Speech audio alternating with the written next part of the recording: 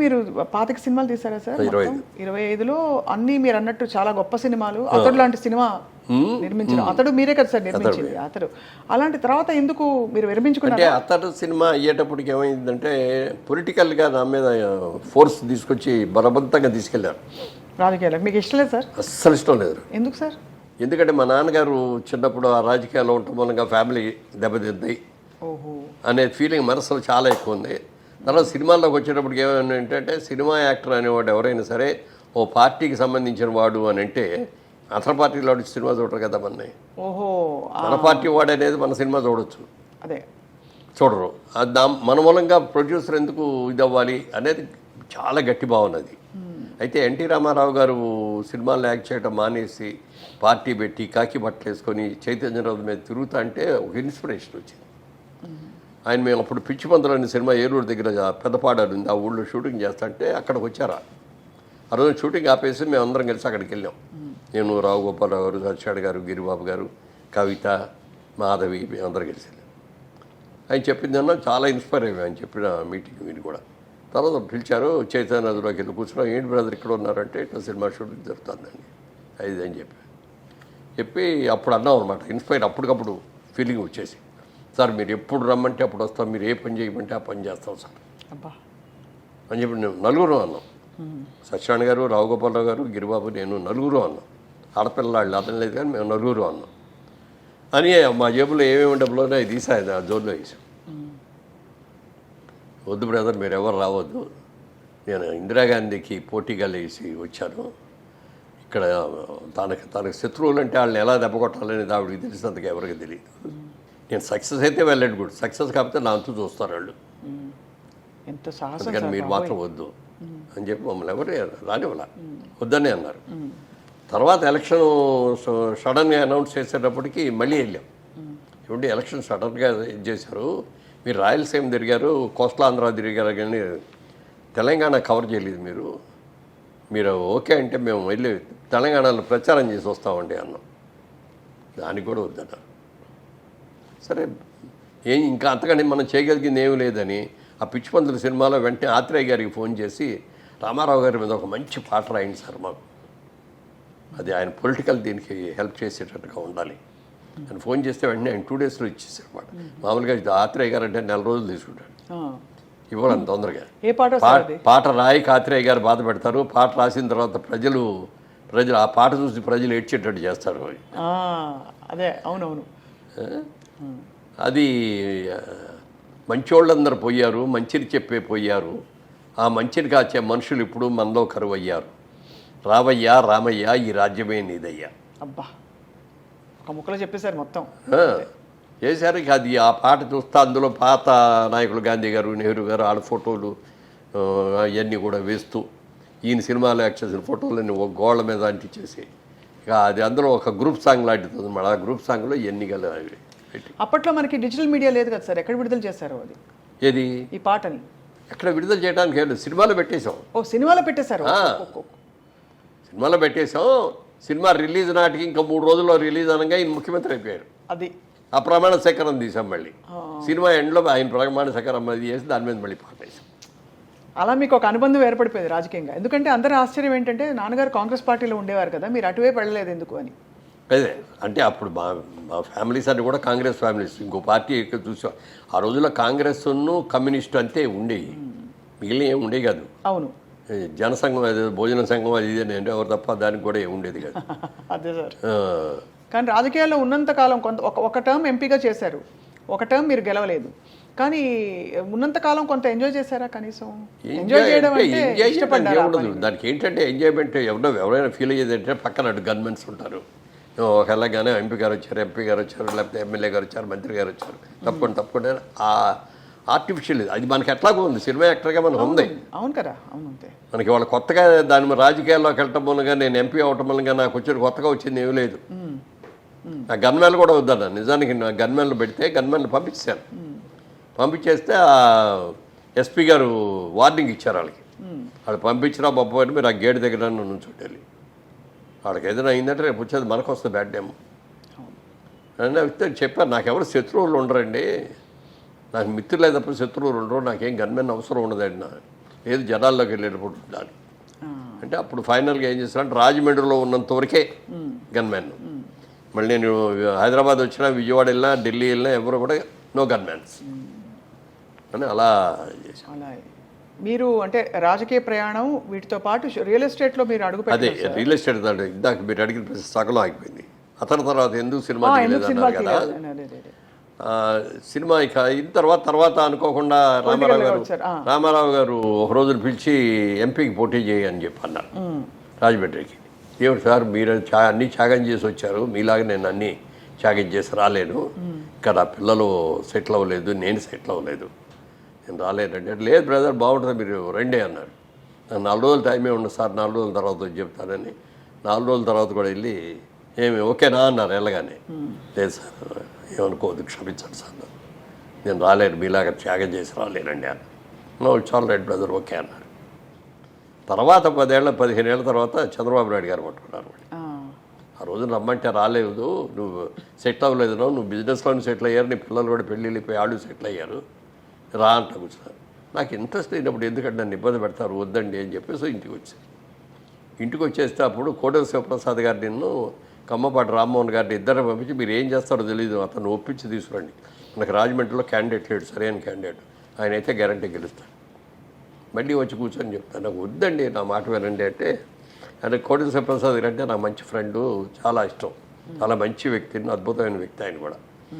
ఆయన ఫైనల్లో ఒకసారి మాట అన్నాడు, మురళీమోహన్ గారు మీ గురించి నేను మంచిగా కోరుకుంటాను కదా, చెడు కోరుకోను కదా, మీరు బిజినెస్లో సక్సెస్ అయ్యారు, సినిమాల్లో సక్సెస్ అయ్యారు, పిల్లలు కూడా సెటిల్ అయ్యారు, రాజకీయంగా కూడా మీరు ఇదైతే బాగుంటుంది, ఒక ఎంపీగా ఢిల్లీలో కూడా పార్లమెంట్లో కూర్చోవడం చేయటం వల్ల ఈ స్టేచర్ కూడా పెరుగుద్ది అది చెప్పి కన్విన్స్ చేశాడు. ఆ కన్విన్స్కి కూడా ఒక 5 గంటలు బట్టి ఆఫ్టర్ 5 అవర్స్ ఒక వీక్ మూమెంట్లో సరేనండి అని.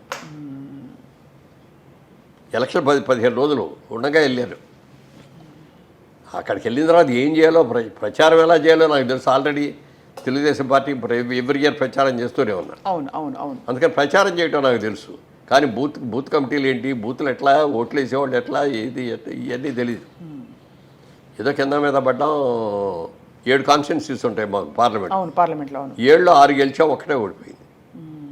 ఆ ఒకటి ఇక్కడ ఈ 7 వచ్చి 6 వచ్చిన మెజారిటీ అంతా కూడా కొట్టుకుపోయింది. అందులో అది కూడా చిన్న మ్యాజిక్ చేశారని తర్వాత తెలిసింది. అప్పుడు సెంట్రల్ గవర్నమెంట్ స్టేట్ గవర్నమెంట్ కూడా కాంగ్రెస్ వచ్చేస్తుంది.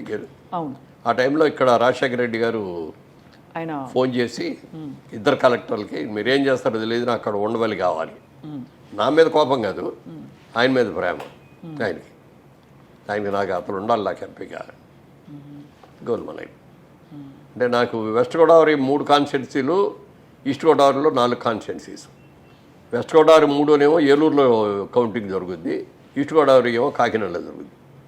ఇక్కడ ఏం జరుగుతుందో అక్కడ తెలియదు, అక్కడ ఏం జరుగుతుంది ఇక్కడ తెలియదు. ఆ పరిస్థితిలో ఫైనల్లోకి వచ్చాడు. గెలిచాడు తర్వాత 1700 ఓట్లతో ఓడిపోయారు అని చెప్పొచ్చు. సరే అప్పుడు వచ్చింది నాకు కూడా కోపం అంటే పౌరుషం. జీవితంలో ఎక్కడా మనం ఫెయిల్ అవ్వలేదు, ఇక్కడ ఎందుకు ఫెయిల్ అయ్యాం మనం అని అనుకొని ఏమన్నా జరిగింది ఫెయిల్ అయ్యాం. ఏమైనా సరే మళ్ళీ ఇక్కడే ఈ 5 ఏళ్ళు ఇక్కడే ఉండి, ఈ 5 ఏళ్ళు కూడా మనం ఒక ఎంపీ కాకపోయినా కూడా నాకు కావలసిన ప్రజలకు కావాల్సిన అన్నీ కూడా మనం చేయాలి అని చెప్పి నా సొంత డబ్బులు ఖర్చు పెట్టుకొని మెడికల్ క్యాంప్స్ పెట్టిన, స్కూల్స్కి వెళ్ళి స్కూల్లో ఏదైనా ఫర్నిచర్ కావాలంటే చేయించిన, ఇలాంటి వాటికి అన్నిటికీ సొంత డబ్బులు ఖర్చు పెట్టి చేశాను 5 ఏళ్ళు కూడా. మొత్తంగా 7 కాన్స్టిట్యున్సీస్ తిరిగేవాడిని. అదే నెక్స్ట్ ఎలక్షన్స్లో అదే కాన్స్టిట్యూన్సీలో 1,75,000 మెజార్టీతో గెలిచింది. హయ్యెస్ట్ మెజార్టీ ఇన్ తెలుగుదేశం నాదే. చాలా అసలు అందుకని ఈ పొలిటికల్లోకి వెళ్ళిన తర్వాత మనం పూర్తిగా దానికి అంకితం అవ్వకపోతే తప్ప మనం చేయలేము. అవును అవును అవును. సినిమా కూడా ప్రతి క్షణం ఏం జరుగుతుందని మనం చూసి ప్లాన్ చేసి కంట్రోల్డ్గా చేస్తే తప్ప నిర్మాతగా నిలబడలేము. అందుకని ఈ స్టేజ్లో మనం సినిమా తీయడానికి వెళ్తే మనం కాన్సన్ట్రేషన్ లేకుండా చేస్తే దెబ్బతింటాము, వద్దు అని నేను అనుకున్నాను. అలాగే మా బ్రదర్ కిషోర్ గారు కానీ, మా బాబు రామ్మోహన్ కానీ, వాళ్ళు కూడా ఈ బిజినెస్లో, రియల్ ఎస్టేట్ బిజినెస్లో ఫుల్ బిజీ అవడంతో సినిమా ఆపేసి ఇప్పుడు తీయాలని కోరుకుంది. ఏం తీయాలో ఎలా తీయాలో తెలియట్లేదు. మా ఆలోచనలన్నీ మధ్యతరగతి ఆలోచనలాగానో పాత సినిమాల ఆలోచనలాగానే వస్తున్నాయి తప్ప ఈ మోడర్న్ సినిమా దాంట్లో ఇంకా మనకి ఇది అవ్వలేకపోతే మహిమలు మాయలు మంత్రాలు బాగా పండే టైం సార్ ఇప్పుడు. అయ్యా. Please అలాంటి సినిమా తీయండి సార్. ఇప్పుడు మన హనుమాన్ చూడండి ఎంత బాగా హిట్ అయిందో. అంటే అంటే మహిమ ఒక దాంట్లో ఏమైందంటే సోషో మైథలాజికల్ సినిమా లాగా చేశారు అది. అది సోషల్ అది కరెక్ట్. అది ఏదో ఒక దేవుడిని అట్లా దీనికి బాగా ఉంది సార్ కార్తికేయ అంతకు ముందు. అంటే ఇవి అసలు తిరుగు లేకుండా హిట్ అవుతున్నాయి ఈ పద్ధతిలో ఉండే సినిమాలన్నీ అనిపిస్తుంది నాకు. మంచి లైన్ తీసుకున్నాడు అతను. చూసే వాళ్ళకు కూడా ఒక పాజిటివ్ ఇది వస్తుంది, ఒక దైవ కనెక్షన్ వస్తుంది కదా. సో దానివల్ల అందరూ ఇష్టపడి పెద్ద హిట్ అయిందంటే హిందీలో కూడా పెద్ద హిట్ అయిపోయింది. అవును సార్. వీళ్ళందరూ తెలుగు యాక్టర్లు ఈ తెలుగు సినిమా అక్కడ రిలీజ్ చేస్తే అది పెద్ద హిట్ అయిపోయింది. అలా వి ఎక్స్పెక్ట్ సార్ మీరు తప్పకుండా, ఎందుకంటే they are so active and ఇంకా అదే ఏ టైప్ అనేది ఇక్కడ డిసైడ్ చేసుకోలేదు. కథలు వింటున్నాను కానీ ఏదోదో చెప్తున్నారు. మనం ఇలాంటి కథలు అయితే మనం ఇక్కడ కూర్చొని రోజు పని చేయొచ్చు అన్న లెవెల్లో బోర్ సార్. నిజంగా ఏ మాట కామాట లవ్ స్టోరీలు బోర్ సార్. ఎందుకంటే ఇప్పుడు బాగా మారిపోయాయి లవ్ స్టోరీ పద్ధతి. ఎరా అంటే ఎరా అనుకుంటున్నారు అబ్బాయి అమ్మాయి, అందరూ మందులు తాగుతున్నారు, అందరూ సిగరెట్లు తాగుతున్నారు. అది అండ్ ఇప్పుడు ఇద్దరు అబ్బాయిలు ఒక అమ్మాయి ఇలాంటివి ఎక్కువైపోయాయి. అంటే తప్పు రైటర్ దాంట్లోకి వెళ్ళలేదు నేను నిజంగా. చిరాగ్గా ఉంటుంది కదా సార్ చూస్తే కూడా. తర్వాత లివింగ్ టుగెదర్లో పెరిగిపోయినాయి సోషల్ లైఫ్లో కూడా. ఆ లివింగ్ టుగెదర్లు తీయాలన్నా కూడా నా మనసు అవ్వదు. మీరైతే సంప్రదాయవాది సార్ అయితే పూర్తిగా. ఎందుకంటే కుటుంబం, భార్య, పిల్లలు, అది ఫ్యామిలీ ఓరియంటెడ్ ఆ సినిమా లాగా ఒక సినిమా తీస్తే ఇప్పుడు ఆడుతుందా లేదా అనేది అనుమానం ఉందండి. అందుకే వాటి రెండింటికి వయా మీడియా సోషల్ ఫ్యాంటసీ. అదే సార్ సోషల్ ఫ్యాంటసీ మధ్యలో పెడితే. అవును సార్. ఇప్పుడు అంటే మీరు శోభన్ బాబు గారికి కూడా చాలా క్లోజ్ కదా సార్. వారికి ఇన్ఫాక్ట్ రియల్ ఎస్టేట్ లో డబ్బులు పెట్టమని ఆయన మీకు సలహా ఇచ్చారా, మీరే ఆయనకి ఇచ్చారంటే? లేదు, ఆయన ఒక రోజున అడిగారు, మురళీమోహన్ గారు మీ ఎర్నింగ్స్ అన్ని ఎక్కడ ఇన్వెస్ట్ చేస్తారు ఏంటి అని అడిగారు. Sir I'm basically business man అండి, సినిమాల్లోకి వచ్చినా కూడా సినిమాలు తీసుకుంటున్నా కంపెనీ పెట్టి, అలాగే నాకు నచ్చిన సినిమాలు జిల్లాలు కొనుక్కుంటున్నాను, ఈ రెండు కాకుండా 2 డిస్ట్రిబ్యూటర్ కంపెనీలో షేర్లు కూడా పెట్టానండి అని. అంటే వాళ్ళకి మీకు లాభాలు పంచిపెడతారని అనుకుంటున్నారా అన్నాడు. పంచిపెడతారండి, చాలా మంచి వాళ్ళు అండి అని. మిమ్మల్ని మీ అంత పిచ్చాళ్ళు ఎవరో ఉండరు, వాళ్ళు కష్టపడి సంపాదించి ఆ డబ్బుల్ని మీకు పంచుతారంటే వాళ్ళు తినగా ఏమైనా మిగిలితే మీకు ఇస్తారు ఎవరు ఇట్లా అన్నాడు. కాదండి అన్న. మొత్తానికి 2 కూడా ఫెయిల్ అయిపోయి సంవత్సరం అయిన తర్వాత 2 పోవటం కాకుండా నా డబ్బులు కూడా మళ్ళీ పెట్టిన డబ్బులు పోవటమే కాకుండా మళ్ళీ మిగిలిన డబ్బులు కూడా అప్పులు తెచ్చా కదా. అప్పుడు మళ్ళీ ఆయన దగ్గరికి వెళ్ళి అడిగేవండి, ఇట్లా మీరు చెప్పినట్టే అయింది, మీరు నాకంటే సీనియర్ హీరో, నాకంటే పెద్ద హీరో, నాకంటే ఎక్కువ రెమ్యూనరేషన్ తీసుకుంటున్నారు, మరి మీ డబ్బులంతా ఎక్కడ ఇన్వెస్ట్ చేస్తారండి అని అడిగితే అప్పుడు చెప్పాడు ఆయన, ఈ ప్రపంచంలో 3 వంతులు సముద్రమే ఉంది, 1 వంతే భూమి. ఆ భూమిలో కూడా మంచు పర్వతాల మీద మనం వెళ్ళి ఉండలేము, అలాగే ఎడారుల్లో మనం ఉండలేము. నివాసయోగ్యమైన స్థలాలు తక్కువే ఉంటాయి. ఈ భూమిని ఎవరో పెంచలేరు, భూమి అలాగే ఉంటుంది. జనాభా విపరీతంగా పెరుగుతున్నారు ప్రపంచ యావత్తు. రాబోయే రోజుల్లో ల్యాండ్కి డిమాండ్ వస్తాయని చెప్పి నేను మొత్తం ల్యాండే కొంటున్నాను. అబ్బాయి ఎంత బ్రిలియంట్. అందరికీ తెలిసింది ఆయన సముద్రం ఇంత, ఈ భూమి ఇంత అని తెలుసు మనకి, కానీ ఈ క్యాలిక్యులేషన్ చెప్పింది ఆయన. ఆయన మొత్తం ఎంత భూములు కొన్నాడో తెలుసు అండి మెడ్రాస్ చుట్టుపక్కల. ఎంత సార్ సుమారు? అసలు ఐడియా కూడా లేదు నాకు. అడిగాడు అంటే ఆయన 5,000 పెట్టి ఎకరం 5,000తో కొన్నాయి, ఇప్పుడు 5 కోట్లు అయింది. బాబా అంటే ఎన్ని వందల ఎకరాలు కొని ఉంటారు ఆయన? చెప్పడం కష్టం కదా. ఎప్పటికీ చెప్పేవాడు కాదు. ఎక్కడ పోయే ఆస్తులన్నీ వాళ్ళ వారసులకు వెళ్ళే చెందయ్య. అంతే కదా, కొడుకున్నాడు కదా, కొడుకు కూతుళ్ళు ఫ్యామిలీ ఉన్నారు, వాళ్ళకే వెళ్ళేది, బయట అక్కడికి పోలేదు. ఆయన ఇవి తప్ప ఏమి డిస్కస్ చేయలేదు సార్ ఇప్పుడు ఆయన జీవితం గురించి? అంటే అప్పట్లో జయలలిత గారిని అవి మాట్లాడేవారు కాదు, కానీ ఇప్పుడు ఒక్కసారి మాత్రం అన్నాడు, చాలా హ్యాపీగా ఫీల్ అయ్యేవాడిని. అది అంటే ఒక వండర్ఫుల్ వైఫ్ లాగా అనిపించేది ఆవిడ నాకు, జయలలిత గారు. బట్ దెన్ దేవర్ మ్యారీడ్ కదా సార్? అంటే దేవర్ అంటే ఒక బంధంలో ఉన్నారు. అంతే కదా, మ్యారేజ్ అని చేసుకోలేదు. అదే చూస్తే అనిపిస్తుంది సార్, అంటే జీవితం చిన్నది. అప్పుడప్పుడు అనిపిస్తుంది బాధ్యతలు కరెక్టే, ఉండాలి, చూసుకోవాలి అందరినీ. బట్ మనసుకి ఎవరు మాట చెప్తారు సార్? ఆత్రేయ గారు చెప్తే కూడా విందు మనసు మాట. సో అది దాన్ని అన్నీ దాటుకుంటూ మీరు కింగ్ సార్ నిజంగా. ఎందుకంటే అన్నిటినీ రెసిస్ట్ చేసి మీరు డిసైడ్ చేసేసుకున్నారు కాబట్టి అది. అప్పుడు ఆ సోమన్ బాబు గారు ఐడియా పెట్టుకొని మనం హీరో వేయట్లేదు, క్యారెక్టర్ రోల్స్కి వస్తాం అని క్యారెక్టర్ రోల్స్ చేస్తా అంటే హీరో ఫాదర్ లాగా లేడండి, బ్రదర్ లాగా ఉన్నాడండి అని అంటే మొదలెట్టారు. నేను ఎక్స్పెక్ట్ చేసిన లెవెల్లో క్యారెక్టర్స్ రాలా.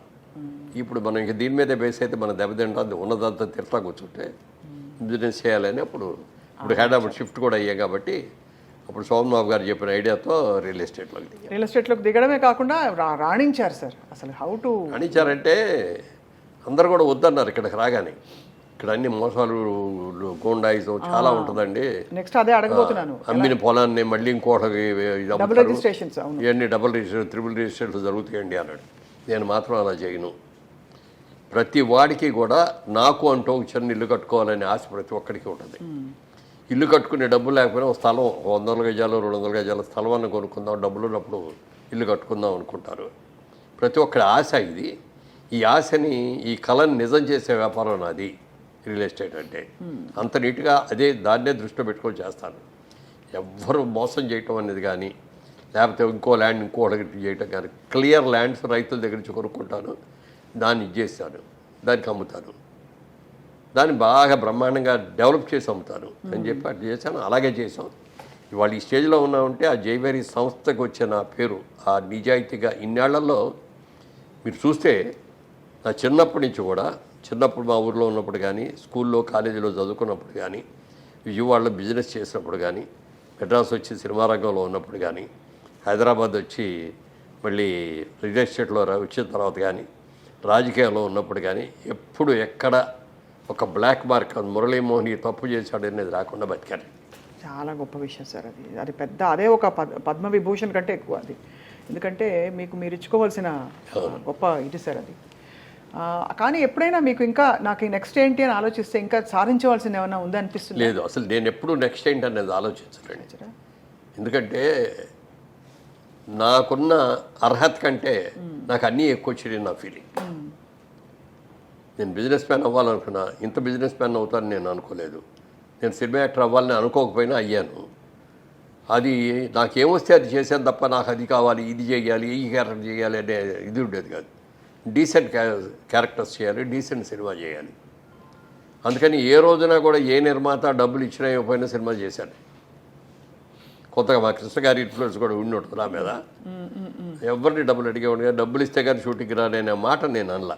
వాళ్ళందరూ ఎంతో కష్టపడి ఆఖరికి భార్య మెడలో మంగళసూత్రం కూడా అమ్మి సినిమాలు తీసిన వాళ్ళు చాలామంది ఉన్నారు. అలాంటి వాళ్ళని మనం ఇబ్బంది పెట్టకూడదు. కానీ మీరు పీక్లో ఉన్నప్పుడు సార్ మీరు టాప్ రెమ్యూనరేషన్ ఎలా తీసుకున్నారు సార్? అంటే అప్పట్లో కూడా అసలు రెమ్యూనరేషన్ మీద పెద్ద అసలు ఉండేది కాదండి. జస్ట్ ఇది వాళ్ళు ఏవి ఇవ్వగలిగితే తీసుకున్నాను అంతే తప్ప ఇంత డిమాండ్ చేసి నాకు 5 కోట్లు కావాలి. అప్పుడు అసలు కోట్లు ఇవ్వండి. మా రోజుల్లో అన్ని లక్షలే. 10 లక్షలు కావాలి, 20 లక్షలు కావాలని కూడా ఏ రోజున అడగల. నేను మ్యాక్సిమం తీసుకున్న ఈ రోజు వరకు నేను తీసుకున్న మ్యాక్సిమం రెమ్యూనరేషన్ అంతా అంటే 5 లక్షలు. కానీ అందులో పొదుపు చేశారు చూడండి సార్. సేవ్ చేసి దీన్ని గ్రో చేశారు. అది గ్రేట్ సార్.